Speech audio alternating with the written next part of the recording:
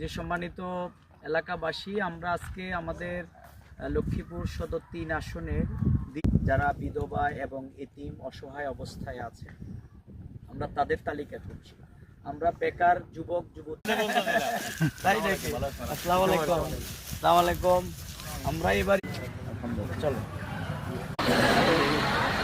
যদি বন্ধ হয় তাহলে মা বোনেরা আপনারা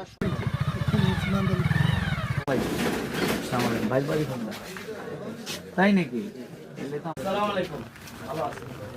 রফি কেমন আছেন? ভালো আছেন? আমাদের ডক্টর রেজাউল করিম ভাই দাঁড়িপাল্লার এমপি প্রার্থী। ভালো আছেন? আসসালামু আলাইকুম। আমাদের ডক্টর রেজাউল করিম। আসসালামু আলাইকুম। ভালো। কেমন আছেন?